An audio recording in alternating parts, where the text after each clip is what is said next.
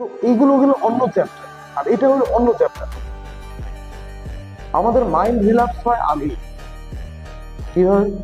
দীর্ঘদিন আগে আমি দেখতে পাইছি যে ওই ভাই ওখানে ওই নেশাটা করছে, আর আমাদের মাইন্ডের ভেতরে ওটাই ঘুরঘুর ঘুরঘুর ঘুরঘুর করছে। আর কিছুক্ষণ পরে আমারও মনে চাচ্ছে না একবার মারি, কিছু হবে না, একবার করলাম না, শেষ হয়ে গেলাম, আবার শুরু হয়ে গেল। তো মানে আমি যেটা করলে আমার গত 10 বছর পিছায় গেছে, যা করে আমার 15 বছর পিছায় গেছে, যেগুলো কর্ম করে আমার জীবনে কোনো উন্নতি আসে নাই, উল্টো অবনতি ছাড়া, যেগুলো কর্ম করলে আমার পিতা মাতা কান্নাকাটি করছে, যেগুলো কর্ম করলে আমার পরিবার এবং পরিবেশ আমাকে দুঃসাই দুঃসাই করছে, আমাকে কেউ ভ্যালু দেয় নাই, ভ্যালুলেস করে দিয়েছে, তাহলে কেন আমি ওই কর্মগুলোতে আবার লিপ্ত হব?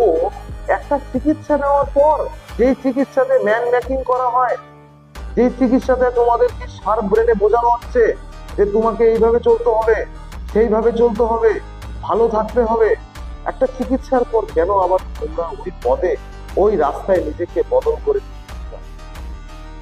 যাক না, কোথায় কি হচ্ছে আমি নিজের চোখে দেখতে পাই। দমদম এয়ারপোর্ট থেকে আসার সময় বললাম না, আমি দেখছি যে 15 বছরের 16 বছরের মেয়েরা গাঁজা খাচ্ছে, একটা লাইনে দাঁড়িয়ে গাঁজা খাচ্ছে।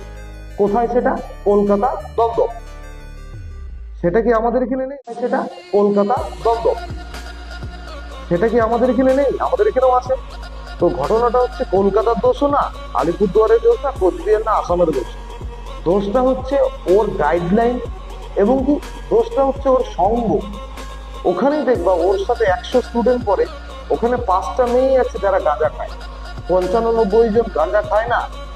তাই তাই আমাদের চোখে কোনটা পড়ছে? ওই 5 জনেরটা।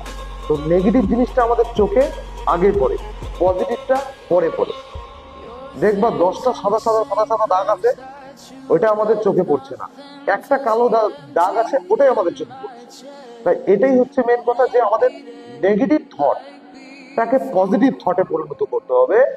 সেটার প্রসেস আমরা এখানে করানো হয়, মেডিটেশন এন্ড ব্যায়াম এক্সেট্রা, যোগা, যেটাই হোক না কেন। তোমাদের মধ্যে নেগেটিভিটি যা আছে, ঈশ্বরকে মেনে পজিটিভিটিতে পরিণত করো। সবার আস্থার মধ্যে ঢুকে যাও, ঈশ্বরের সাথে কানেক্টিভিটি তৈরি করো, সংযুক্ত হও। জীবনে যা বিপদ আছে উনি দেখে, তুমি শুধু ভুল কাজ করবা না, বাস। ভুল করবা না, ভুলকে প্রশ্রয় দিবা না। সে এমপি হোক, এমএলএ হোক, স্বয়ং প্রধানমন্ত্রী হোক না কেন, যদি তোমার মনে হয়েছে যে আমার পরিবারের সাথে ভুল সে করছে, তাহলে আমি বলবো সে প্রধানমন্ত্রী হলো, তাকে ছাড়বা না। কারণ আমাদের দেশ ডক্টর বি আর আম্বেদকর, বাবা সাহেব